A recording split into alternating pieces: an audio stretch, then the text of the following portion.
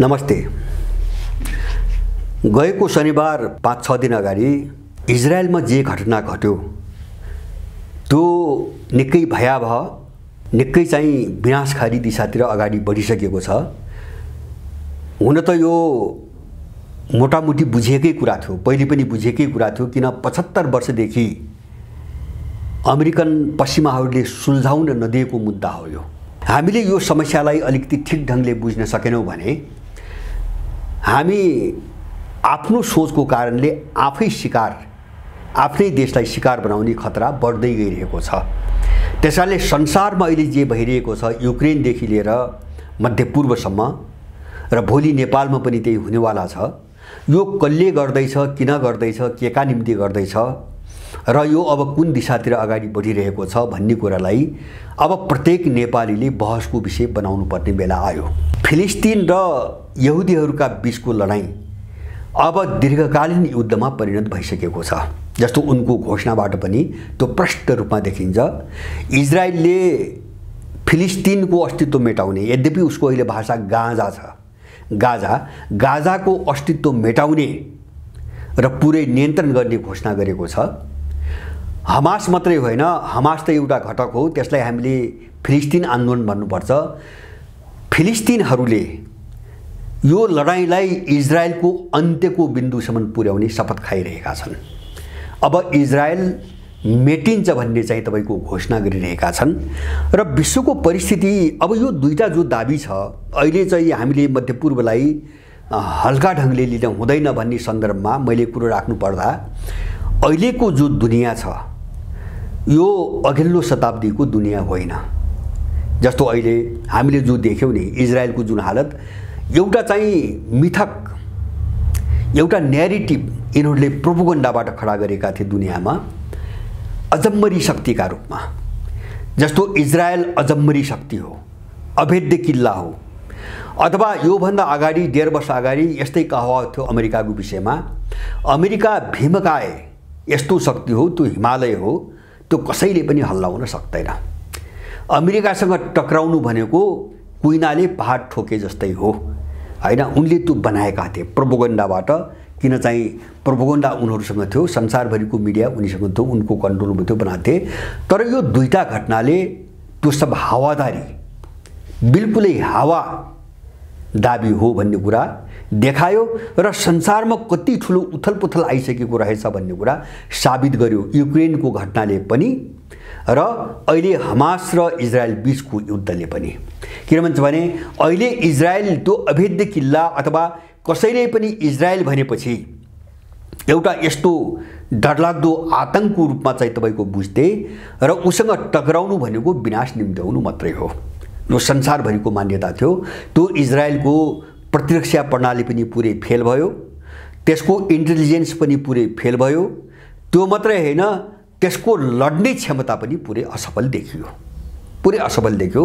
Israel खोक्रो त भएको होइन, मैले त्यो भन्न खोजेको होइन, तर इजरायलले अरूलाई जे ठान्थ्यो ती शक्तिहरू त्योभन्दा जब्बर ढङ्गले अगाडि बढिसकेका रहेछन् र विश्वको शक्ति सन्तुलनमा ठुलो फेरबदल आइसकेको रहेछ भन्ने कुरा यसले देखायो। जस्तो इजरायलको चाहिँ आइरन डोम प्रतिरक्षा प्रणाली भन्दा त्यसलाई पनि छेद्न सक्ने, त्यसलाई पनि चाहिँ तपाईँको धोखामा हालेर चाहिँ आक्रमण गर्न सक्ने प्रविधि त्यसका विरोधीहरूको हातमा पुगिसकेको छ र उनीहरू पनि सशक्त भइसकेका छन्। अत्याधुनिक हतियारले लेस छन् भन्ने कुरा चाहिँ तपाईँको यो घटनाले देखायो।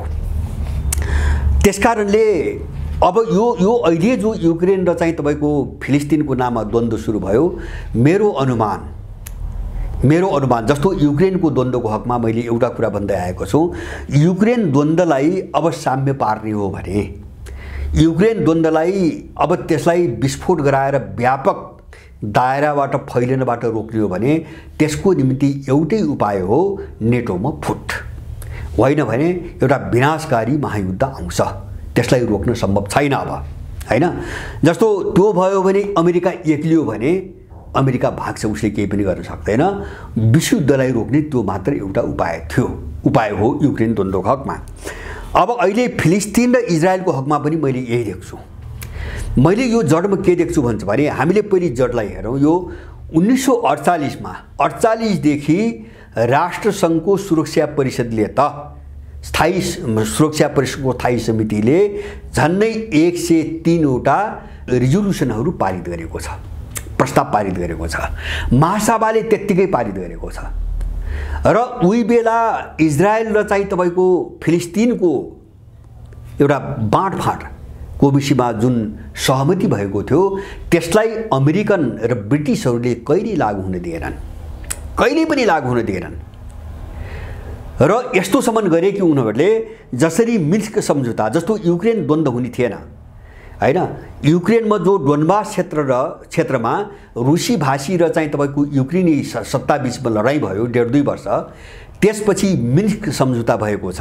त्यो मिन्स्क सम्झौता जस्तो फ्रान्स, जर्मनी, रुस मध्यस्थकर्ता भएर डोनबास क्षेत्रका चाहिँ रुसी सरकार, डोनेस्क र चाहिँ लुहान्स्कका रुसी समर्थक सरकार र युक्रेनी सरकारका बीचमा सम्झौता भएको छ बेलारुसमा।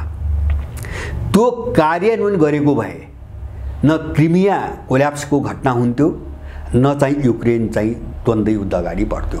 तर अमेरिकन र ब्रिटिसहरूले त्यसलाई लागू हुन दिएनन्, लागू गर्नै दिएनन् युक्रेनीहरूलाई। त्यसैको नतिजा अहिले युक्रेन द्वन्द्व हो र यहाँ ठ्याक्कै त्यही छ। फिलिस्तिन 1948 मा टुङ्गिएको मात्र होइन, 1948 मा यिनैले आफै चाहिँ निर्णय गरेर टुङ्ग्याएको मुद्दा सुरक्षा परिषद र महासभामा यिनकै प्रस्ताव, यिनकै मत, यिनकै मतदानबाट टुङ्गिएको मुद्दा, तर कार्यान्वयन गर्न दिएनन् किन? नियत अर्कै थियो, आपराधिक नियत थियो। त्यति मात्र होइन, 1993 मा त अमेरिकाकै पहलमा ओस्लोमा 2टा सम्झौता भए यासिर अराफातको पार्टीसँग। यद्यपि अरू कुनै पनि फिलिस्तिनी समूहले त्यो सम्झौतालाई मानेका छैनन्। सम्झौता अनुसार 1967 मा इजरायलले अरब इजरायल जो युद्ध भयो 67 मा, त्यो बेला इजरायलले कब्जा गरेको भूभागबाट इजरायल पछि हट्ने सम्झौता भएको छ। जस्तो गोलान हाइट, सिरियाको गोलान हाइट, वेस्ट ब्याङ्क पश्चिमी किनार जो भन्छन् अहिले, र गाजा क्षेत्र, यहाँ सबैबाट इजरायल पछाडि हट्ने 93 मा सम्झौता भएको छ। त्यो सम्झौता त्यही गराउने अमेरिका, तर कार्यान्वयन गराउन नदिने पनि त्यही अमेरिका। अहिलेसम्म भाँड्ने र इजरायललाई उकासेर प्रयोग गरेर बाहिर सम्झौता गराउने। सम्झौता के को निम्ति गराउने? मुस्लिमहरूको बीच, अरबीहरूको बीचमा फुट ल्याउनुको लागि मात्रै। जस्तो यासिर अराफातसँग सम्झौता भयो, विभाजन आयो, फिलिस्तिनहरूको विभाजन आयो। हमास त्यसैको उत्पत्ति हो, अहिले हमास त्यसैको नतिजा हो। त्यसकारणले गर्दाखेरि फिलिस्तिन अरबीहरूको बीचमा फुट ल्याउन सम्झौता गराउने, एउटा पक्षमा भयो अर्को विपक्षमा भयो, तर कार्यान्वयन गर्न नदिने। यसका पछाडिको कारण के हो भन्छ भने अमेरिकाले, जस्तो अहिलेको लिक्विड पार्टी जो बेन्जामिन नेतन्याहु चाहिँ इजरायलको प्रधानमन्त्री छन्, उनको पार्टीको एउटा एजेन्डा छ ग्रेटर इजरायल। जस्तो यहाँ इन्डियन गुलाम, पश्चिमा गुलामहरूले भन्छ नि अखण्ड भारत, त्यस्तै चाहिँ ग्रेटर इजरायल, त्यसलाई उगासिरहेको छ अमेरिकाले। त्यो भनेको सिङ्गो फिलिस्तिन जे सम्झौता भए, राष्ट्रसङ्घमा भएको होस् वा ओस्लो सम्झौता होस्, त्यो दुईटै सम्झौतालाई कायम नगर्ने, बिस्तारै फिलिस्तिनको भागमा परेको सबै भूभाग अतिक्रमण गर्दै जाने, बस्ती बसाउँदै जाने, मुस्लिमहरू फिलिस्तिन लखेड्दै जाने र सिङ्गो जो नक्सा छ अहिले जो पहिलेको जो फिलिस्तिन, त्यसलाई एउटै इजरायल बनाउने र अझ सकेसम्म त त्यसलाई विस्तार गर्ने। जस्तो सिरिया कब्जा गर्ने, जोर्डानको भाग कब्जा गर्ने, मिस्रको भाग कब्जा गर्ने र ग्रेटर इजरायल बनाउने र त्यो ग्रेटर इजरायललाई आड बनाएर मध्यपूर्वलाई चाहिँ तपाईको सधैँभरि लुट्ने र दबाइराख्ने अमेरिकी र ब्रिटिस रणनीतिबाट यो समस्या आइरहेको छ। अब म अहिले पछिल्ला घटना जान्छु। जस्तो अमेरिकाको अहिलेसम्म हामीले देखेको, बुझेको, जानेको चरित्र अनुसार, त्यो चरित्र भनेको अमेरिका जहाँ शान्ति त्यहाँ अमेरिकाको मृत्यु, जहाँ मेलमिलाप त्यहाँ अमेरिकाको अस्तित्व नामेट। त्यसकारणले अमेरिकाले हत्या हिंसा कुनै ठाउँमा छैन भने पनि त्यहाँ आफ्नो विरुद्धमा आफै चाहिँ केही गिरोह सङ्गठित गर्छ, आफ्नो विरुद्धमा वा कुनै आतंकवादी क्रियाकलाप गराउँछ र त्यसलाई बहाना बनाएर त्यहाँ पस्छ। र अमेरिकाको मुखबाट मैले मात्र होइन, यहाँहरूले कसैले पनि संसारमा जहाँ जहाँ द्वन्द्व भइरहेछ नि, कुनै पनि द्वन्द्व समाधान गर्नुपर्छ, वार्ता गर्नुपर्छ, अमेरिकाले एउटा प्रस्ताव राखेको रेकर्ड पनि छैन। अमेरिकाले यस्तो प्रस्ताव राखेको कसैले सुनेको पनि छैन। हैन, युक्रेनमा त्यही भयो। होइन, उसको काम चाहिँ लडाउने, शान्तसँग बसेका देशलाई लडाउने, ताइवानमा कोसिस गर्यो लडाउने, मिलाउने होइन त्यो तनाव। र पछिल्लो कालमा फिलिपिन्सलाई चीनसँग झन्नै युद्धको मुखमा पुर्याइसकेका छ। हैन, तनाव घटाउने, वार्ता गर्ने, म मध्यस्थता गर्छु, अमेरिकाले त्यो भन्दैन, लडाउने। हैन, जस्तो मध्यपूर्वमा लडाउने, साउदी र इरान लडाउने, इजरायल र इरान लडाउने, कोसोभोमा चाहिँ तपाईको अल्बानिया र सर्बियाको बीचमा युद्ध गराउने, लडाउने, सबैतिर लडाउने। अहिले पनि ठ्याक्कै त्यही भूमिका खेल्यो, भाड्यो त्यसैले। र के गर्यो भन्छ भने हमासको आक्रमणलाई बहाना बनाएर भूमध्य सागरको पूर्वी चाहिँ छेउमा किनारमा उले चाहिँ तपाईको जङ्गी जहाज पठाएको छ। दुईटा फेरि दोस्रो पटक पठाइरहेको छ र त्यसमा समाचारमा आएको अनुसार हजारौं मिसाइलहरू छन्, युद्ध विमानहरू छन् र पनडुब्बी पनि, हैन, त्यही जहाजको वरिपरि पनडुब्बीहरू पनि तैनात गरेको छ र उसले इजरायललाई सहयोग गर्ने घोषणा गरेको छ। मिलाउने होइन, वार्ता गर्ने होइन। उसले के भन्छ, पेन्टागनको वक्तव्य के आछ भन्छ भने US has enough weapons for Israel. इजरायललाई दिनको निम्ति पेन्टागन अमेरिकासँग पर्याप्त हतियार छन्। ऊ हतियारकै कुरा गर्छ, मिलाउने कुरा गर्दैन। अमेरिकाले जङ्गी जहाज पठायो, पनडुब्बी सहित जङ्गी जहाज पठायो। मैले अब यो कति भयावह बन्दैछ, मैले त्यो तस्बिर र यसको असर नेपालमा कति घातक पर्नेवाला छ यो बुझ्न सजिलो होस् भनेर अहिले यो 5-6 दिनको बिचमा जुन ध्रुवीकरण भइरहेछ नि, त्यसको एउटा रूपरेखा मात्रै मैले उल्लेख गर्न खोजेको छु। युरोपमा ठुलो विभाजन आएको छ। युरोपियन युनियनले फिलिस्तिनहरूलाई दिँदै आएको सहयोग रोक्का गर्ने निर्णय गर्यो। त्यसको विरुद्धमा फ्रान्स र स्पेनले वक्तव्य दिए, हामी यसमा हाम्रो सहमति छैन। हैन, फिलिस्तिनलाई सहयोग किन रोक्ने? लडाई हमास र इजरायलको बिचमा भइरहेछ। हमासको नाममा सिङ्गो फिलिस्तिनीहरूलाई शिकार किन बनाउने? त्यसकारणले यो सहयोग रोक्ने निर्णयप्रति हाम्रो सहमति छैन भनेर फ्रान्स र स्पेनले विरोध गरेपछि त्यो निर्णय EUले फिर्ता लिएको छ।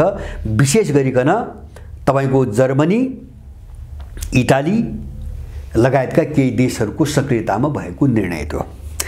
युरोपियन युनियनमा ठुलो विभाजन आएको छ र नेटो सम्बद्ध केही देश बाहेक सिङ्गो दुनियाँ फिलिस्तिनको पक्षमा उभिएको छ। सिङ्गो दुनियाँ के अपवादमा छोडेर, मैले पछि भन्नुला, इन्डियनहरू एउटा अपवादमा, जस्तो इन्डियन त कस्तो चाहिँ दोगला, कस्तो चाहिँ तपाईको नैतिकहीन, मूल्यहीन जमात हो इन्डियन भन्छ भने सन् 1980 को दशकमा फिलिस्तिनलाई औपचारिक रूपमा मान्यता दिने पहिलो गैर अरबी देश इन्डिया थियो र अहिले फिलिस्तिनहरूलाई आतंकवादी भनेर वक्तव्य दिने पहिलो गैर अरबी देश पनि इन्डिया नै भयो। इन्डिया यो ठाउँमा छ। म यसको बारेमा म छुट्टै चाहिँ भिडियो बनाउँछु। र अहिले चाहिँ तपाईको जस्तो विशेष गरिकन तपाईको युरोपियन युनियनका G7 को वरिपरिका देश भनौँ, अझ विशेष गरिकन G7 को वरिपरिका देश र उनका वरिपरिका केही युरोपियनहरू बाहेक बाँकी संसारले कसैले पनि इजरायललाई चाहिँ ठिक हो भनेको छैन। यद्यपि भाषा फरक छ। जस्तो कसैले हमासको आक्रमणलाई खुलेरै समर्थन गरेका छन्, जस्तो लेबनान भयो, सिरिया भयो, इरान भयो। हैन, कसैले कठोर भाषामा यसको समाधान फिलिस्तिन राज्यभन्दा अर्को हुँदै होइन, असम्भव छ, यो युद्ध रोक्न असम्भव छ, यो बढ्दै जान्छ भनेका छन्। त्यो भनेको इजरायल नै चाहिँ दोषी हो भन्ने हो। हैन, जस्तो रुस त्यसैमा आउँछ, साउदी अरब त्यसैमा आउँछ, जस्तो टर्की पनि त्यही लाइनमा आएको छ र बाँकी केही चाहिँ तपाईको राजतन्त्र भएका केही अरबी देशहरू छन् जो चाहिँ अलिकति इजरायलप्रति नरम देखिन्छन्। हैन, जस्तो चाहिँ तपाईको के अरे यमन भयो, खुलेर त होइन, उसले पनि प्यालेस्टाइन राज्यको कुरो त गरेको छ तर अलिकति नरम छ र हमासको निन्दा गर्ने एक मात्र हैन अरबी देशमा UAE देखा परेको छ। जस्तो चीनले पनि भनेको छ यसको समाधान प्यालेस्टाइन स्टेट हो, अरु केही पनि होइन, यसको समाधान अन्त कहीँ पनि छैन। रुसले त के पनि भन्यो, पुटिनले के भन्यो भन्छ भने अहिले जे भइरहेको छ यसको कारण अमेरिका हो, यसको दोगला नीति, त्यो यथार्थ हो। यसको दोगला अवसरवादी र उसले चाहिँ शान्ति प्रक्रिया, पीस प्रोसेसलाई उसले आफ्नो प्रभुत्व कसरी जमाउने भन्ने कोणबाट मात्रै सधैँ व्याख्या गर्यो। त्यो द्वन्द्व समाधान गर्ने होइन, त्यो लडाईँ समाधान गर्ने होइन कि अमेरिकनको स्वार्थ चाहिँ कसरी बलियो हुन्छ उनको हातमाथि पर्छ, त्यसको दायराबाट उसले पिस प्रोसेसका कुराहरू जहिले पनि फिलिस्तिन राज्य बन्ने कुरामा जहिले पनि विभिन्न बखेडा गर्दै अवरोध पार्यो। त्यसैको नतिजा हो, यथार्थमा त्यही हो। उसले आफ्नो हात बलियो बनाउने नाममा किन मध्यपूर्वको तेल लुट्नु थियो उनीहरूलाई, हैन लुट्नु थियो। त्यसैले गर्दाखेरि जहिले पनि अमेरिकाले भाँजो हाल्यो। अहिले पनि अमेरिकाको ठ्याक्कै त्यही भूमिका देखा परेको छ। तर अब अमेरिका निर्णायक मोडमा अमेरिका पनि पुग्यो, हैन। युक्रेन द्वन्द्व होइन, अब फिलिस्तिन र चाहिँ तपाईको इजरायल द्वन्द्वको एउटा नामबाट अमेरिका पनि आफ्नो हैसियत निर्णायक रूपमा अब चाहिँ देखाउनु पर्ने ठाउँमा पुग्यो। यद्यपि अमेरिकाले अहिले पनि डरले भनिरहेको छ, हामी इजरायलभित्र आफ्नो सेना पठाउँदैनौँ, हामी बाहिरबाट सहयोग गर्छौँ, पठाउँदैनौँ भनेको छ। मैले अघि नै यहाँहरूलाई भने अमेरिकन र इजरायलहरू कति कमजोर भइसकेका छन् अथवा उनको तुलनामा अरू शक्तिहरू कति बलियो भइसकेका छन् भन्ने कुरा त कहाँबाट देखिन्छ भन्छ भने युक्रेनमा अमेरिकनहरूको तमासी भूमिका। त्यति मात्र होइन, अहिले हमास जस्तो एउटा सानो शक्ति, स्थानीय शक्तिले गरेको हमला, हैन, अमेरिका डराई आफ्नो त्यो बादशाही देखाउने हिसाबले मात्रै, अरू हिसाबले पनि होइन, आफ्नो बादशाही देखाउने हिसाबले भूमध्य सागरमा जङ्गी जहाज पठाएको छ। तर त्यसले न फिलिस्तिनहरूसँग लड्ने घोषणा गर्न सकेको छ, न इजरायलमा आफ्नो सेना पठाउने घोषणा गर्न सकिरहेको छ, हैन। ऊ चाहिँ अब मैमाथि एट्याक गरे भने म चाहिँ सिद्धिन्छु भन्ने ऊ डरमा चाहिँ अगाडि बढिरहेको छ। भनेपछि अब यो अवस्थाबाट चाहिँ तपाईको अहिले त्यो क्षेत्र गइरहेको छ। अब यसमा चाहिँ जस्तो अहिले के देखिन्छ भन्छ भने यो ध्रुवीकरणले, अब यो फिलिस्तिनको ध्रुवीले स्वाभाविक रूपमा बुझ्ने जस्तो जसरी जिलेको छ नि त्यहाँ, यसले गर्दाखेरि यो दुईटा खुला मोर्चामा परिणत हुन्छ बिस्तारै। मैले सुरुमा भने यो दीर्घकालीन युद्धको बाटोमा गयो।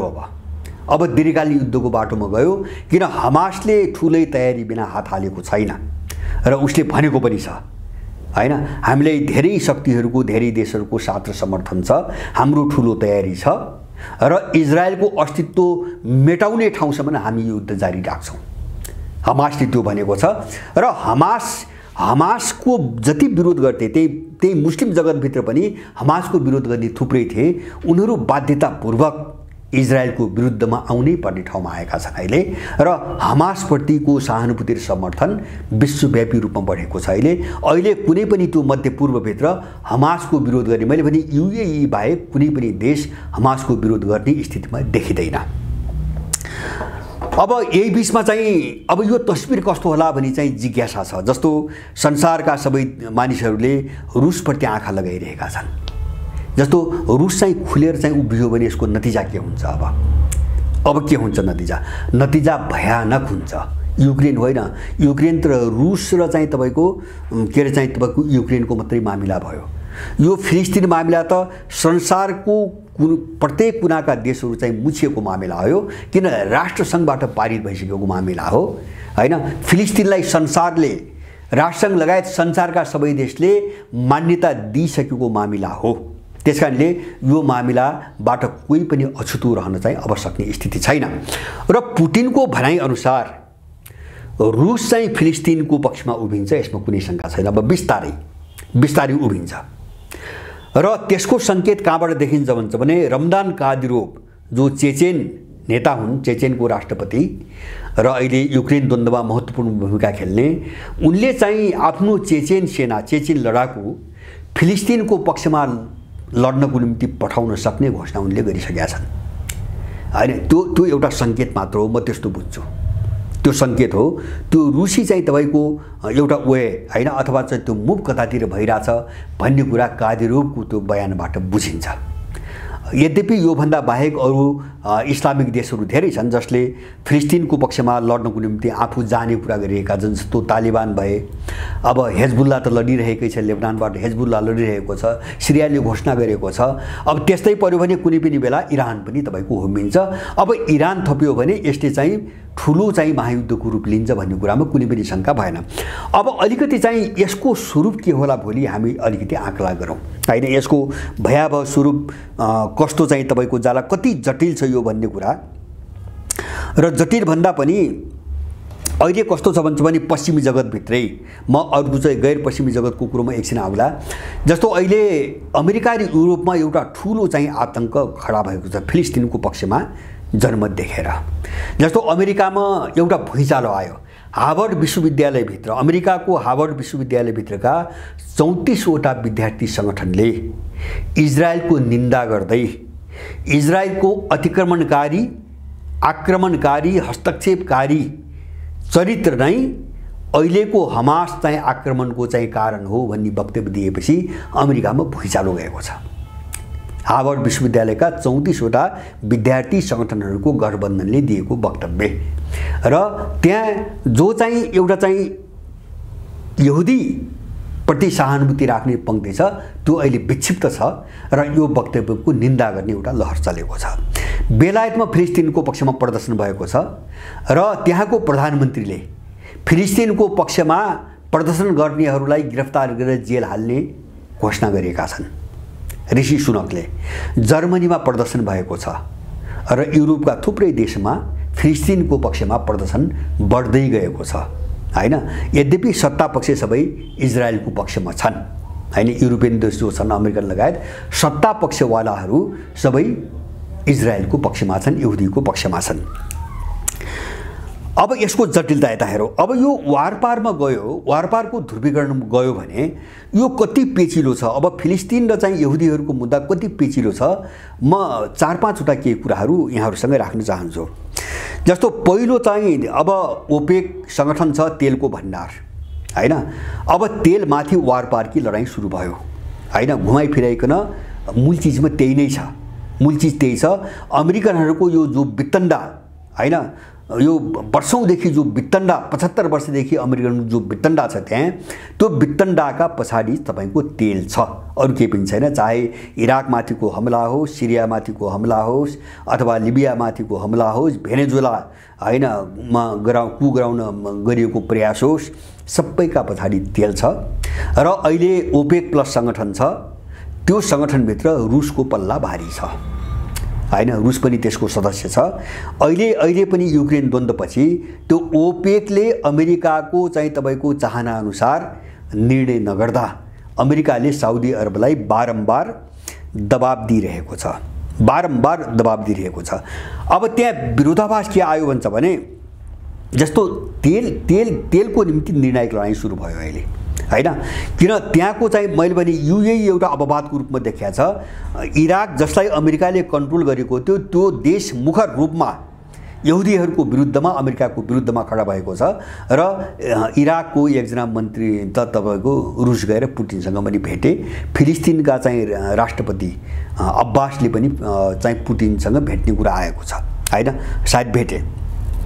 जस्तो एउटा तेल, अब तेलको लडाइँले कुन मोड लिने हो भन्ने छ। किन भन्छ भने त्यहाँ चाहिँ अमेरिकाको हात पनि बलियो छ र त्यो हात यस अर्थमा बलियो छ कि केही चाहिँ राज संस्था भएका केही अरबी देश र स्वयं त्यो मध्यपूर्वभित्र अमेरिकाका 40,000 सेना छन्। मध्यपूर्वमा 40 विभिन्न देशमा छरेका 40,000 सेना छन्। ती सेनालाई प्रयोग गरिकन अमेरिकाले तेलमा लुट मचाइरहेको छ। अब एउटा तेलको लडाइँ सुरु हुने भयो। अब अर्को एउटा विरोधाभास। अब यो किताबन्दी जस्तो कतिपय देशहरू कसरी फस्न थाले भन्छ भने जस्तो साउदी अरब, युएई। एकातिर यिनी दुवै देश ब्रिक्सको सदस्य भएका छन् र चीनको बीआरआईसँग जोडिएका छन्। धेरै ठुला परियोजनाहरू चीनले सञ्चालन गरिरहेको छ एउटा। र अर्कोतिर भर्खरै अमेरिकाले बनाएको चीनको बीआरआईलाई रोक्नको निम्ति भनेर India middle east Europe corridor भनेर जो अहिले G20 को बैठकमा चाहिँ दिल्लीमा भएको बैठकमा चाहिँ जो बनायो, त्यसमा साउदी अरेबिया र चाहिँ युएई सामेल छन्। त्यो दुई देशलाई यतातिर जोडेर हैन, यतातिर जोडेर चीनलाई ब्लक गर्ने अमेरिकाले एउटा रणनीति बनाएको छ। अब त्यो मध्यपूर्वका केही देशहरू दुईतिर अब नराम्रोसँग गाँजिए हैन। दुईतिर यत्रो महत्त्वपूर्ण तपाईको नेटवर्कमा छन्। अब भोलि फिलिस्तिन र चाहिँ यहुदीहरूको वारपारको लडाइँले अथवा यो दीर्घकालीन रूपमा अगाडि बढ्यो भने अब यो दुवैतिर चल्ने सम्भावना छैन। दुवैतिर चल्ने सम्भावना छैन कि त्यो क्षेत्रमा बीआरआई पुरै ध्वस्त हुनुपर्छ कि India middle east Europe corridor भनेका छन् यो चाहिँ ध्वस्त हुन्छ, यो अगाडि बढ्दैन र मलाई लाग्छ यही अगाडि बढ्दैन, किन टर्कीले पनि यसलाई अगाडि बढ्न नदिने घोषणा गरिसकेको छ। टर्कीलाई बाइपास गरेर अमेरिकाले जानीबुझिकन टर्कीलाई कमजोर बनाउनुको निम्ति, किन युरोप जोड्ने मुख्य भूमि त स्थल भूमि त टर्की हो, टर्कीलाई नै अलग राखिकन अमेरिकाले युरोपसम्म पुग्ने करिडोर बनाउन खोजेको छ, जसलाई टर्कीले कार्यान्वयन हुन नदिने घोषणा गरिसकेको छ। एउटा जटिलता माने स्वार्थ कसरी जिलिएको छ म भन्छु। यो ध्रुवीकरण कस्तो रूपबाट अगाडि जाला, जस्तो अर्को चाहिँ तपाईको एकातिर ब्रिक्स, मैले भने साउदी र युएई छन्, त्यसमा मिस्र पनि आयो अहिले, र अर्कोतिर अमेरिकन एलाई केही देश अहिले पनि छन्, जस्तो मैले भने के अरे चाहिँ तपाईको ओमान भयो, तपाईको युएई नै भयो, केही हदसम्म चाहिँ साउदी अरब पनि अझै पनि। यद्यपि इरानसँग चाहिँ त्यसको कूटनीतिक सम्बन्ध पुनर्बहाली भएको छ र रसियन र चिनियाहरूसँग चाहिँ त्यसको सम्बन्ध एकदम गहिरो बन्दै पनि गएको छ, तर पनि साउदी अरबको स्थिति अहिले पनि स्पष्ट छैन। र यो भर्खरै जस्तो हमासको आक्रमण चाहिँ तपाईको का पछाडिको एउटा कारण के बताइदिएछ भन्छ भने 2020 मा यो ट्रम्पको पालामा जो अब्राहम एकर्ड इजरायलसँग केही अरबी देशहरू, विशेष गरेर राजसंस्था भएका अरबी देशहरू जस्तो तपाईको ओमान भयो, साउदी अरब भयो, युएई भयो लगायतका केही देशहरूलाई, त्यसमा पछाडि यिनले सुडान पनि थपेका छन्, केही देशहरूलाई इजरायलसँग कूटनीतिक सम्बन्ध पुनर्बहाली गरिदिने, दौत्य सम्बन्ध कायम गराइदिने, जस्तो साउदी अरबको अहिले पनि दौत्य सम्बन्ध छैन, दूतावास छैन, गराइदिने, फिलिस्तिनको मुद्दाबाट उनलाई अलग गरिदिने। अहिले अमेरिकाले यो पछिल्लो कालमा सम्झौता मात्रै गर्न बाँकी थियो भन्ने चाहिँ मिडियामा आएको छ। साउदी अरबलाई इजरायलसँग कूटनीतिक सम्बन्ध चाहिँ तपाईको जोड दिने र साउदी अरबलाई सुरक्षाको ग्यारेन्टी अमेरिकाले दिने, हैन, साउदी अरबलाई भोलि कुनै खतरा आयो भने आफू लड्ने सुरक्षाको ग्यारेन्टी दिने, तर साउदीले फिलिस्तिनी मुद्दा छोड्नुपर्ने। इजरायलसँग जो झमेला छ यो चाहिँ साउदीले छोड्ने, हैन। यसमा सम्झौता अन्तिम चरणमा अमेरिकाले पुर्याएको थियो भन्ने समाचार आइरहेको थियो, तर साउदीको यो पोजिसन चाहिँ ठ्याक्कै उल्टो भयो अहिले। किन भन्छ भने नत्र साउदी र अहिले मध्यपूर्व यो चाहिँ फिलिस्तिन मुद्दाले मध्यपूर्वमा अर्को एउटा चाहिँ तपाईको सम्भावना के देखिन थाल्यो भने जहाँ जहाँ चाहिँ तपाईको अमिरहरू छन् नि, इमिरात जो राजसंस्था छन्, ती देशहरूमा एउटा विद्रोहको लहर आउन सक्ने सम्भावना छ फिलिस्तिनको मुद्दाको कारणले।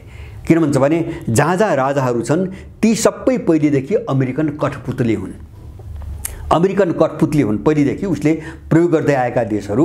यो फिलिस्तिनको लडाईँ यो चर्क्यो अगाडि बढ्यो, दीर्घकालीन लडाईँको रूपमा अगाडि बढ्यो भने राजसंस्था भएका अरबी देशहरूमा विद्रोहको सम्भावना प्रबल भएर जाँदैछ, हैन। किन जनमत ठ्याक्कै त्यसको विपरीत छ, हैन। सत्ता चाहिँ तपाईको एकातिर छ र जनमत अर्कोतिर छ। त्यसकारणले गर्दाखेरि सायद यो भयबाट, यसबाट तर्सिएर होला अहिले हमास र इजरायलको द्वन्द्वपछि साउदी अरेबियाले आफ्नो पोजिसन ठ्याक्कै उल्टायो र उसले के भन्यो भन्दाखेरि हाम्रो समर्थन पूर्ण रूपमा फिलिस्तिनीहरूप्रति छ र फिलिस्तिनी राज्य नै समाधानहरू, अर्को कुनै पनि उपाय छैन। इजरायलले फिलिस्तिनी बस्तीहरूमा अतिक्रमण गर्ने, यहुदी बस्ती बसाल्ने जुन काम गरिरहेछ, अहिले जुन हमला गरिरहेछ, त्यो तुरन्त बन्द गर्नुपर्छ, यसको कुनै पनि हल छैन, अर्को हल छैन भनेर साउदी अरब चाहिँ खुलेरै बोल्नुपर्ने ठाउँमा आइपुगेको छ अहिले। अब यसले अहिले के गर्यो भन्छ भने माने अमेरिकाका जो एलाइहरू देशहरू थिए, जो चाहिँ अब्राहम एकर्ड जो सम्झौता गरा, त्यो र फिलिस्तिन देश, यो दुईटा बीचमा ठुलो चाहिँ अन्तर्विरोध आयो अहिले। र अब फिलिस्तिन राज्यको पक्षमा उभिने कि त्यो अब्राहम एकर्ड भनेर जो अमेरिकाले गराइरहेछ नि, त्यो सम्झौता गर्ने, त्यो सम्झौतामा जाने बित्तिकै इजरायलले मान्यता दिनु पर्यो, हैन। फिलिस्तिनी मुद्दाबाट चाहिँ बाहिर जानु पर्यो, अमेरिकाको रणनीति नै त्यही हो। तर अहिलेको यो चाहिँ लडाइँले त्यो पुरै बिथुल दियो। अब फिलिस्तिन मुद्दाबाट बाहिर जाने हो भने अरबको कुनै पनि शासक चाहिँ तपाईको बाँकी बाँच्न सक्ने अवस्था छैन। त्यसैले त्यो अमेरिकाको जो खेल हो नि, दुईटा खेल, एउटा त्यो अब्राहम एकर्ड भनेर चाहिँ केही अरबी देशहरूलाई इजरायलको पक्षमा ल्याउने र चाहिँ फिलिस्तिनहरूलाई सिध्याइदिने, त्यो अमेरिकाको त्यो सपना भताभुङ्ग हुन थालेको देखिन्छ, लगभग भताभुङ्ग भइसकेको छ। किन उसको मुख्य टार्गेट चाहिँ तपाईको साउदी अरब नै हो, अरूको त्यति धेरै ठुलो अर्थ अर्दैन। साउदी अरब अब त्यो चाहिँ पोजिसनमा चाहिँ जान नसक्ने बित्तिकै त्यसको त्यो एकर्ड पनि धरापमा पर्यो र इन्डिया, मध्यपूर्व र चाहिँ तपाईँको युरोप कोरिडोर छ, यो पनि अब धरापमा पर्छ, हैन। अब यो जटिलता त्यहाँ चाहिँ देखा परेछ। अब रिलेसनको हिसाबले, किताबन्दीको हिसाबले के होला, जस्तो रुसले के गर्ला, चीनले के गर्ला हैन, जस्तो इन्डियाले त वक्तव्य दिइसकेको छ इजरायलको पक्षमा र फिलिस्तिनहरूलाई आतंकवादी भन्ने आरोप पनि लगाइसक्यो। अब त्यहाँ इन्ट्रेस्ट कसरी फाटेको छ, स्वार्थ कसरी फाटेको छ, त्यो एउटा पाटो हेरौँ। जस्तो इजरायलको पक्षमा अमेरिका छ, यसको मतलब हो रुस यसको विरुद्धमा जान्छ, किन रुस र अमेरिका अहिले मुख्य शत्रु हुन्। रुस र अमेरिका मुख्य शत्रु भएपछि यिनी दुईटा देशमध्ये जुन देश एउटा पक्षमा उभिन्छ अर्को देश त्यसको विरोधीको पक्षमा उभिन्छ, यो स्वतः बुझेकै कुरा हो। त्यसकारणले गर्दाखेरि इजरायल र रुसका बीचमा जो सम्बन्ध सामान्य देखा परेको छ यो धेरै समयसम्म रहने सम्भावना छैन र रुस खुलेरै इजरायलको विरुद्धमा उभिनै पर्ने स्थिति देखा पर्न थालेको छ। अर्को, जस्तो रुस चाहिँ फिलिस्तिनकै पक्षमा किन उभिन्छ भन्छ भने अहिले फिलिस्तिनहरूको खुल्ला र सबभन्दा प्रखर समर्थक भनेको तपाईको इरान हो। समर्थक मात्र हैन, सहयोगी पनि इरान हो। जस्तो हमासलाई पनि हिजबुल्लाहलाई पनि सबभन्दा बढी सहयोग गर्ने इरानै हो। त्यसैले अहिलेको इरान युक्रेन द्वन्द्वमा रुसको सबभन्दा बलियो र भरपर्दो पार्टनर हो हैन। हतियार बिक्रीदेखि लिएर सारा चीजमा रुसको सबभन्दा विश्वासिलो अहिलेको लडाईँ युक्रेन द्वन्द्वमा इरान हो। त्यसकारणले अब इरान र इजरायलको ज्यानी दुश्मनी छ। एकले अर्काको अस्तित्व मेटाउने सोचबाट अगाडि बढेका देशहरू हुन्। त्यसकारणले कुनै बिन्दुमा गएर इरान र इजरायलका बीचमा युद्ध हुन्छ, यसमा शंका छैन। यो भनेको के हो भन्छ भने रुस इजरायलका विरुद्धमा उभिने भनेको हो। उभिने मात्र हैन, इरानमाथि हमला भयो मलाई लाग्छ रुस पनि चाहिँ युद्धमा मुछिन्छ, जान्छ र जानुपर्ने चाहिँ परिस्थिति पैदा हुन्छ। दोस्रो ध्रुवीकरण, यद्यपि रुस र इजरायलका बीचमा अहिलेसम्म सम्बन्ध सामान्य मात्र हैन, त्यसलाई राम्ररी पनि व्याख्या गरिन्छ। त्यो सम्बन्धलाई जस्तो इजरायलले भित्रभित्र चाहिँ लुकी छिपिकन चाहिँ तपाईको युक्रेनलाई के हतियार दिएको त कुरो त आएको छ, तर प्रमाणिक छैन र इजरायलले युक्रेनलाई सहयोग खुलेर पनि गरिरहेको छैन, अहिले पनि गरिरहेको छैन। तर यो धेरै दिन रहने अब सम्भावना मैले देख्दिनँ हैन। मूल इन्ट्रेस्ट हेर्दा अब है, जस्तो भोलि चाहिँ के हुन्छ, युद्ध हुन्छ भने इरानको पक्षमा उभिने कि इजरायलको, समस्या त आयो अब हैन। अब रुस त चाहिँ इजरायलको पक्षमा उभिएर इरानसँग दुश्मनी गर्ने त सम्भावनै छैन। अब यहाँ पनि एउटा कित्ताकाट हुने स्थिति आछ। मैले अघि नै भने जस्तो मैले करिडोरको कुरा गरेँ। अब यो यहुदी र अरबका बीचको लडाईँले इन्डिया, मिडल इस्ट र युरोपको करिडोरलाई धरापमा पारेको छ। अब यो अगाडि कसरी बढाउने भन्ने एउटा ठुलो चुनौती, माने स्वार्थ जो जेल्यो नि, जस्तो चाहिँ साउदीकै जेल्यो, जस्तो साउदी मात्र हैन त्यसमा जर्डन पनि छ, त्यो करिडोरभित्र जर्डन पनि पर्छ। अब त्यो करिडोरलाई अगाडि बढाउने भनेको अब इजरायलसँग चाहिँ निकटता बढाउँदै जाने कुरा हो, अमेरिकाको रणनीति त्यो हो। अब त्यो गरेर जाने हो भने फिलिस्तिन मुद्दाबाट आइसोलेसनमा पर्नुपर्छ, सिङ्गो अरब जगत र विश्वभरिको मुस्लिम जगतबाट चाहिँ तपाईको एकदम अलग थलग हुनुपर्छ। अब यो चुनौती चाहिँ साउदीले कसरी बेहोर्ने हो यो भन्न सकिने अवस्था छैन। त्यसकारणले गर्दाखेरि उनीहरूलाई पनि एउटा कित्तामा नउभिकन नहुने स्थिति आयो हैन। साउदी अरबलाई पनि एउटा कित्तामा नउभिन हुने स्थिति आयो। अर्को जटिलता जस्तो सिरिया रुस सम्बन्ध र सिरिया इजरायल दुश्मनी हैन, यो पार्ट हो। जस्तो सिरियाले अहिलेसम्म टेकाको बचाएको रुसले हो र त्यो इजरायलले सिरियामाथि बारम्बार आक्रमण गरिरहेछ, सधैँभरि गुण्डागर्दी, दादागिरी, अनाहकमा आक्रमण गरिरहेछ। अब यो लडाईँ सिरिया र इजरायल मुख्य शत्रुका रूपमा जब छन् भने यो फिलिस्तिन मुद्दाले सिरिया र इजरायलका बीचमा युद्ध चर्काउँछ र त्यो सुरु भइसकेको पनि छ। जस्तो सिरियाबाट पनि हमला भइरहेछ र इजरायलले पनि हमला गर्न सुरु गरेको छ। यो बढ्दै गयो भने रुसले सिरियाको साथ दिनुको विकल्प रहन्न, यो सामान्य सोच्ने कुरा हो। त्यो बेला पनि मध्यपूर्वको मुद्दामा रुसले आफ्नो चाहिँ एउटा स्ट्यान्ड क्लियर गर्नुपर्छ भन्ने चाहिँ मलाई लाग्छ। र यो सबै बीचमा सबैभन्दा ठुलो विरोधाभासमा चिनियाहरू देखिन्छन्। जस्तो उनीहरूको विशेष गरिकन लगानीको पाटो, उनको एउटा कूटनीति हेर्दा कस्तो देखिन्छ भन्छ भने राजनीतिक मुद्दाहरूमा नमुछिने अथवा कुनै मिलिटरी कन्फ्लिक्टहरूमा द्वन्द्वहरूमा नमुच्छिने र आफ्नो आर्थिक पाटो व्यापारिक पाटो र लगानीको पाटोबाट सबैसँग राम्रो सम्बन्ध राख्ने भन्ने हिसाबले चिनेहरू जस्तो इजरायलभित्र पनि त्यत्तिकै लगानी छ। जस्तो इजरायलको बन्दरगाह नै उनले लिजमा लिएका छन्, ठेक्कामा लिएका छन् हैन। इजरायलसँग पनि राम्रै सम्बन्ध छ। अब फिलिस्तिन मुद्दा अब चीन सधैँभरि उभिएकै आएको मुद्दा हो। त्यो मात्र हैन, अनि चाहिँ अब फिलिस्तिन र इजरायलको बीचको द्वन्द्वको चपेटामा परेका हैन यता र उताका जो देश छन् नि अहिले, जस्तो साउदी अरब भयो अथवा चाहिँ तपाईँको ओमान भयो अथवा चाहिँ तपाईँको युएई भयो, यहाँ चीनको ठुलो लगानी छ, अत्यधिक ठुलो लगानी छ। त्यसकारणले भोलि त्यस्तो चाहिँ तपाईँको स्थिति आयो भने के गर्ने भन्ने एउटा ठुलो दुविधा, एउटा विरोधाभासको स्थितिबाट चीनहरू गुज्रिरहेको मैले देख्छु।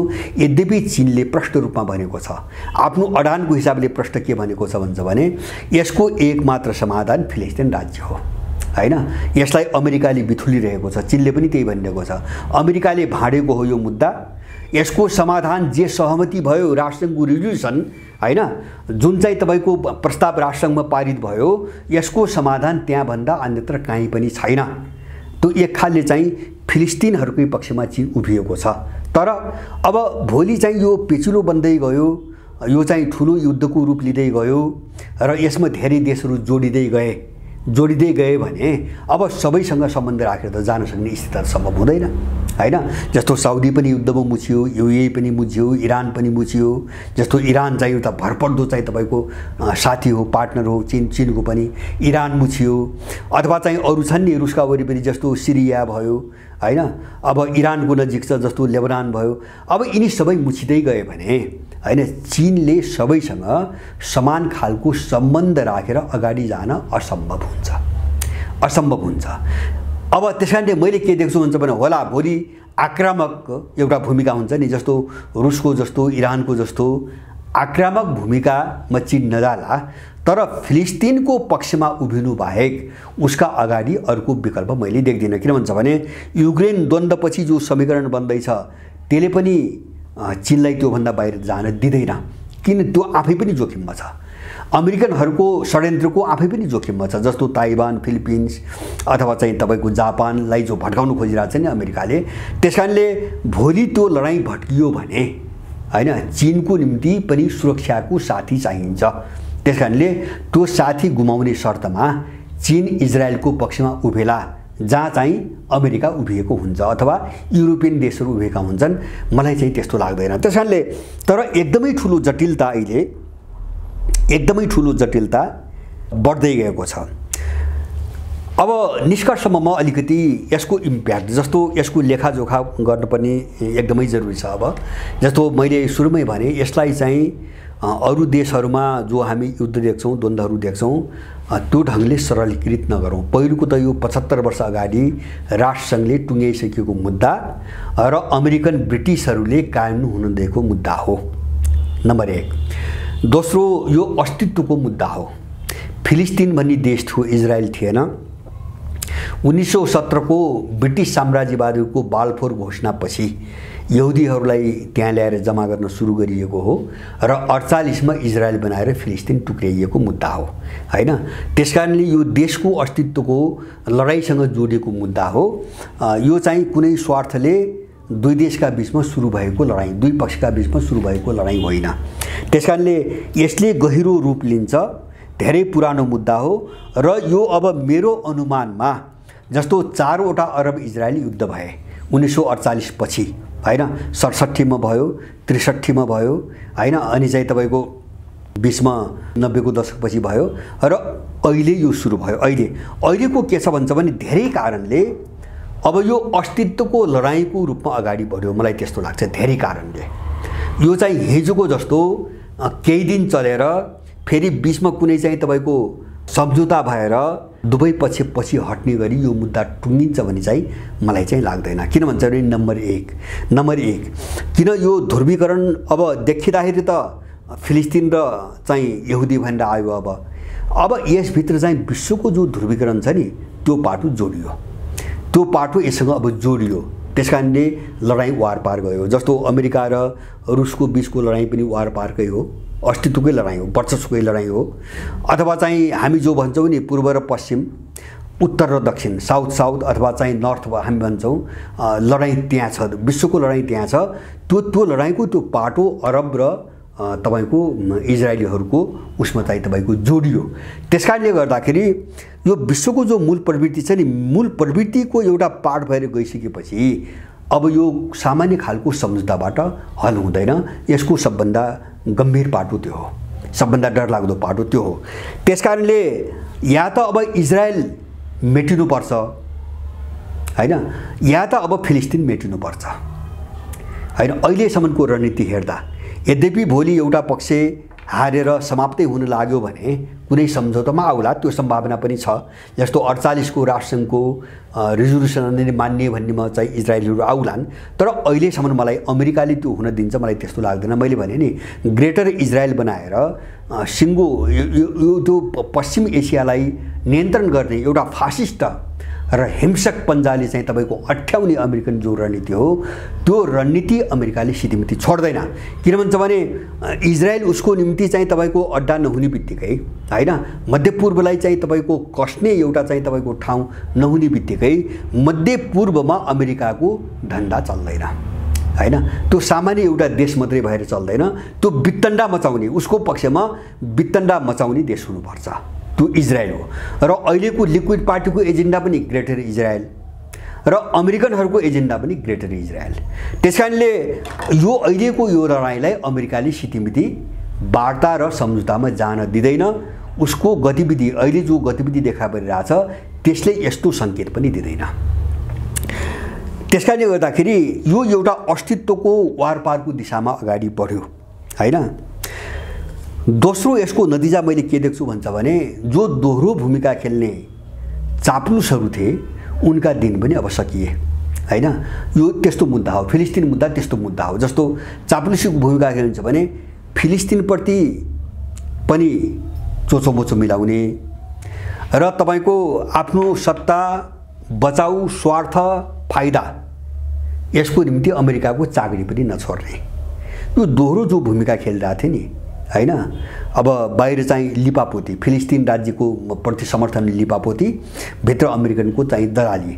अब यी देशहरू चाहिँ म ठुलो सङ्कट उत्पन्न हुन्छ र यिनले किता क्लियर गर्नुपर्छ, क्लियर गर्नै पर्छ। जस्तो साउदी भयो, यो विशेष गरिकन ओमान पनि छ त्यसमा। र यही भूमिकामा थियो टर्की अब बाध्य भएर चाहिँ एउटा भूमिकामा आउँदैछ, त्यो सङ्केत देखिएको छ। किन टर्कीले अमेरिकालाई चेतावनी दिएको छ हैन, यो मामिलाबाट टाढै बस्नको निम्ति चेतावनी दिएको छ, जुन चेतावनी रुसले पनि दिएको छ, त्यस्तै चेतावनी रुसले पनि दिएको छ। अमेरिकालाई टाढै बस्न चेतावनी दिएको छ। र अहिले चाहिँ आएका खबर अनुसार टर्की, सिरिया र लेबनानले अब त्यो युद्धस्थलको नजिक वरिपरि आफ्नो अनुकूलतामा युद्ध विमानहरू चाहिँ तैनात गर्ने प्रक्रिया सुरु गरेका छन् हैन। र टर्कीले प्रष्ट भनेको छ यसको जड इजरायल हो हैन। अलक्सा मन्दिर र चाहिँ तपाईको फिलिस्तिनी चाहिँ बस्तीहरूमा अतिक्रमण जो अत्याचार निरन्तर गर्दै आयो त्यसैकै नतिजा हो। र फिलिस्तिनी राज्य बाहेक यसको समाधान छैन हैन। पूर्वी जेरुसलम फिलिस्तिनको राजधानी हो, यति मुखर रूपमा टर्की बोल्न बाध्य भयो। अब यही बाध्यता साउदी र युएईमा पनि आउँदैछ र उनीहरू या त इजरायलकै पक्षमा बोल्नुपर्छ अब, या फिलिस्तिनकै पक्षमा उभिनुपर्छ। अर्को बाटोबाट जान सक्ने सम्भावना मैले देख्दिनँ। त्यसकारणले यो जो चाहिँ दोहोरो भूमिका खेलिरहेका थिए अवसरवादी, यी देशहरूमा एउटा सङ्कटको बादल मडारिन थालेको छ। र हुनसक्छ यसले चाहिँ एउटा अझै गहिरो रूप लिँदै गयो भने ती देशहरूभित्र ठुलो विद्रोह होस्। किन भन्छ भने ती सबै तानाशाही देश हुन्, सैनिकहरूको बलमा चाहिँ सत्ता चलाइरहेका देश हुन्। साउदीको कुरा गर्ने बित्तिकै कुनै कुले भरिएको देश हो हैन। अहिलेको चाहिँ बिन सलमान जो छन् उनी पनि अब अर्कोलाई कु गरेरै सत्तामा आएका हुन्। उनीहरू जोखिममा छन् हैन, एकदमै ठुलो जोखिममा छन्। अब यो द्वन्द्वको अर्को नतिजा के निस्क्यो भन्छ भने युक्रेन द्वन्द्व ओझेलमा अब पर्यो। अब विश्वले त्यसलाई महत्त्व दिँदैन। के कारणले दिँदैन भन्छ भने फिलिस्तिन र चाहिँ तपाईको इजरायलको मुद्दा, मैले अघि नै भने एउटा चाहिँ आर्थिक स्वार्थको कोणबाट धेरै महत्त्वपूर्ण ठाउँ पर्यो त्यो हैन। जस्तो तेल मात्र हैन, बजारकै पनि कुरा गरौँ हैन। जस्तो खाडी भनेको त ट्रान्जिट पोइन्ट हो, विश्वकै ट्रान्जिट पोइन्ट हो। बजारदेखि लिएर सप्लाई चेनको कुरादेखि लिएर तपाईको तेलसम्मका कुरा गर्ने हो भने आर्थिक कोणबाट धेरै ठुलो महत्त्वको ठाउँ पर्यो मध्यपूर्व हैन, जसको तुलना युक्रेनसँग हुँदैन। त्यसकारणले जस्तो अहिले यो 5-7-6 दिन यता युक्रेनको समाचार आउनै छाड्यो। यिनी साम्राज्यवादी मिडियामा पनि युक्रेनको समाचार अब बादमा आइरहेछ, युक्रेनको समाचार दिनै छाडे। किन प्रयोग गर्या हो हैन। अब मध्यपूर्वमा जुन उनको इन्ट्रेस्ट छ त्यो युक्रेनमा छैन। युक्रेनमा इन्ट्रेस्ट खालि रुसलाई कमजोर बनाउने, रुसलाई घेर्ने, कमजोर बनाउने, रुसलाई युद्धमा फसाउने हो युक्रेनलाई प्रयोग गरेर हैन। त्योभन्दा बढी इन्ट्रेस्ट केही पनि छैन। तर मध्यपूर्वमा यिनको अर्थतन्त्र डुब्छ। त्यसकारणले गर्दाखेरि युक्रेन फस्यो, यो द्वन्द्व भट्किसकेपछि युक्रेन नराम्रोसँग फस्यो र तपसिलको किनारामा गएर बस्यो। यसको नतिजा अर्को चाहिँ तपाईको नेटो अलगावमा पर्यो। नेटो अलगावमा पर्यो। अलगावमा के भन्छ भने एउटा विश्व जनमतबाट अलगावमा पर्यो र अर्को मलाई के लाग्छ भन्छ भने आइरहेका केही सङ्केत अनुसार फिलिस्तिन मुद्दामा अमेरिकाले जे भूमिका खेल्न खोजिरहेको छ युरोपका धेरै देशहरू त्यो बाटोमा जाँदैनन्, किन उनलाई ठेक्न सम्भव हुँदैन। जस्तो मैले अघि नै भने ईयूले जर्मनी अब चाहिँ तपाईको यो नर्डिक देशहरू हैन, जस्तो फिनल्यान्ड, नर्वे आदि इत्यादि जस्ता देशहरू, बेल्जियम आदि जस्ता, नेदरल्यान्ड आदि जस्ता देश, यिनी सबैको उसमा फिलिस्तिनलाई दिँदै आएको सहयोग रोक्ने निर्णय त गरे। तर तत्कालै स्पेन र फ्रान्सले कडा रूपमा त्यसको विरोध गरेपछि त्यो निर्णय लिन फिर्ता लिन बाध्य भए। भनेपछि अब युरोपका कतिपय देशहरू यो अमेरिकाको गलत रणनीति, अमेरिकाको गलत रणनीति भने राष्ट्रसङ्घले त पारित गरेका छ, त्यो त सबैले समर्थन गरेका छन् हैन। त्यसको विरुद्धमा गएर आफू थप फस्न अब चाहन्नन्। त्यसमा पनि फ्रान्सको त मैले के देख्छु भन्छ भने जस्तो अमेरिकासँग चाहिँ गहिरो अविश्वास बढ्दै गएको छ हैन। जस्तो अस्ट्रेलियासँगको पनडुब्बी चाहिँ तपाईको सम्झौता खोसेर लिदियो, अरबौं नोक्सान गरिदियो फ्रान्सलाई। अब जस्तो नाइजरमा पनि अमेरिकाले धोका दियो, फ्रेन्चहरूले भनिरहेछन् अमेरिकाले तुष्टिकरणको नीति लियो। आफू चाहिँ सुरक्षित हुने, फ्रान्समाथि हमला भयो, फ्रान्स निस्किनु पर्यो भने बरु फ्रान्स निस्किदिए हुन्थ्यो भन्ने म भूमिकामा गयो भनेर फ्रान्समा चाहिँ संसदमा सांसदहरूले एउटा पत्रै लेखेर दिए। त्यहाँको चाहिँ संसदमा लिखित पत्रै दिए, अमेरिका रुस सहित सबैले चाहिँ तपाईको फ्रान्सको विरुद्धमा त्यहाँ भूमिका खेलिरहेछन् भनेर उनीहरूले मुख खोलेर चाहिँ तपाईको एउटा पत्र दर्तै पनि गराए। र अहिले फ्रेन्चहरू डराइरहेछन् अमेरिकनको रणनीतिबाट। किन भन्छ भने अब एक त अफ्रिकामा सबभन्दा ठुलो मारमा फ्रेन्चहरू परेका छन् हैन। अब फ्रान्सलाई निकाल्ने एउटा अभियान जस्तै छ अफ्रिकामा। काहीँ चाहिँ गलत ढङ्गले चाहिँ अमेरिकन रणनीतिमा यहाँ फस्दियो भने अब फ्रान्सले थेक्दै नसक्ने अर्को सङ्कट आउँछ भन्ने उनले बुझाए हुनाले उनीहरू बढी सतर्क। नेटोमा विभाजन देखिएको छ र बाहिर आएको समाचार अनुसार मैले पढ्न पाएको छैन, केही भिडियोमा सुने, केही भिडियोहरूमा सुने हो होइन, दक्षिण कोरिया पनि फिलिस्तिनको पक्षमा दृढतापूर्वक उभिएको छ। फिलिस्तिनी राज्यको पक्षमा दक्षिण कोरिया पनि दृढतापूर्वक उभिएको छ। अब यसले चाहिँ तपाईको अमेरिकन कित्तामा एउटा ठुलो विभाजन आउन थालेको देखिन्छ हैन। र अर्को चाहिँ तपाईको यसको चाहिँ नतिजा अब के हुन्छ दुनियाँमा भन्छ भने तटस्थता, असंलग्नताका जति पनि प्रहसनहरू हुन्थे यिनको धरातल पुरै हल्लिएको छ। अब यो असम्भव छ। मैले धेरै पटक भनेको छु जस्तो विश्वको समग्र परिस्थितिले अहिलेको समयमा असंलग्नता र तटस्थता भन्ने कुरा सम्भव छैन। किन एउटा त आर्थिक चाहिँ जो परस्पर निर्भरता छ विश्वभरिका देशहरूमा त्यो निर्भरताले पनि त्यो असंलग्न भन्ने चिजलाई अनुमति नै दिँदैन। कुनै पनि देश रहनै सक्दैन त्यसरी हैन। यो वा त्यो नभइकन कोही पनि बाँच्न सक्ने अवस्था छैन। दोस्रो कारण के हो भन्छ भने विश्वको ध्रुवीकरण कुनै देशका बीचको, कुनै आइडियोलोजीका बीचको ध्रुवीकरण होइन हैन। यो एउटा युग र अर्को युगको चाहिँ तपाईको ध्रुवीकरण हो।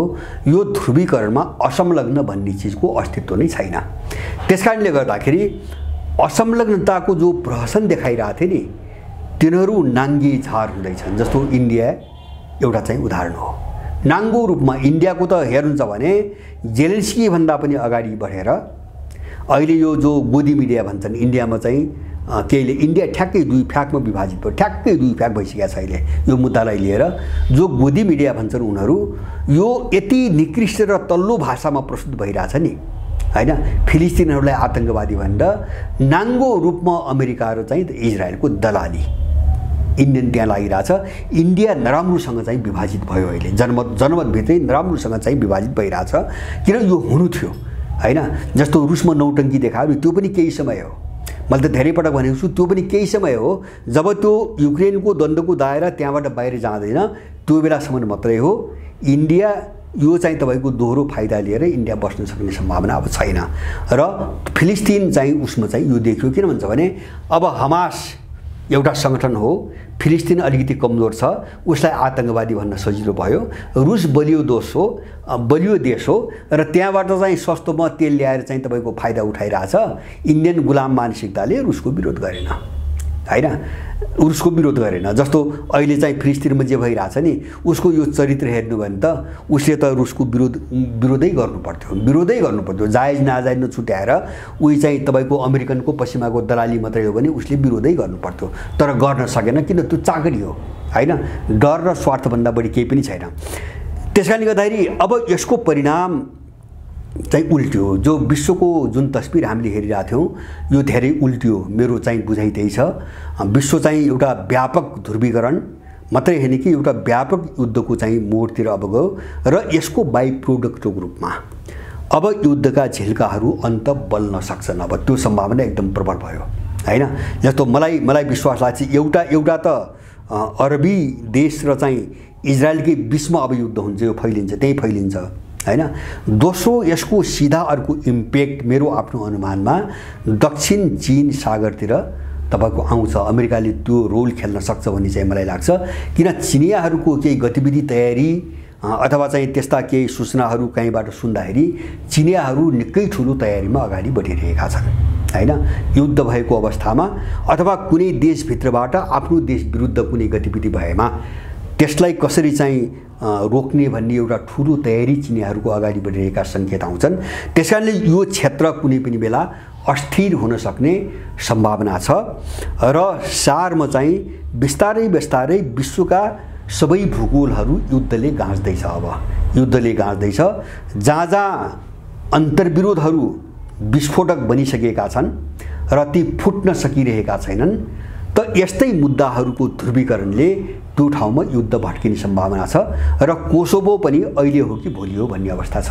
सर्बिया र कोसोभोका अल्बानियन मूलका मान्छेहरू जहाँ नेटोको सेना छ हैन, त्यहाँ पनि कुन बेला युद्ध भड्किने हो भन्ने चाहिँ तपाईको अवस्था आइरहेछ। हामी सचेत हौँ र सतर्क हौँ र यो एउटा साह्रै सङ्गीन चाहिँ मोडतिर गयो दुनियाँ।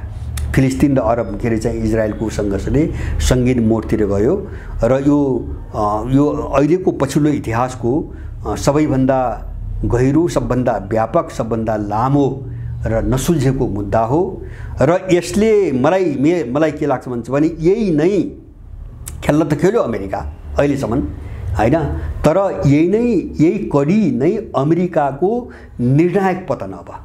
अब अमेरिकाको निर्णायक पतनको कडी पनि मध्यपूर्व हो। अब त्यसमा मलाई शङ्का छैन। किन भन्छ भने जस्तो अहिलेसम्म त डराएर मध्यपूर्वको के अरे भूमध्य सागरको चाहिँ समुद्री क्षेत्रमा बसिरहेछ हैन, त्यो डरैले हो हैन। कद दिन भोलि यो युद्ध व्यापक भड्कियो भने अब इजरायलको पक्षमा लड्ने कि नलड्ने, लडे पनि अमेरिका फस्यो, लडेन तमासे भयो भने पनि सिद्ध गयो। त्यसैले अमेरिकाको अन्तिम परीक्षण हो यो, जसले उकास्यो नि भित्र यस्तो अवस्था मिलायो, यो अन्तिमै परीक्षण हो अमेरिकाको भन्ने मलाई लाग्छ। त्यसको इम्प्याक्ट घातक असर नेपालमा पर्ने, रिफ्लेक्सन नेपालमा हुनसक्छ है।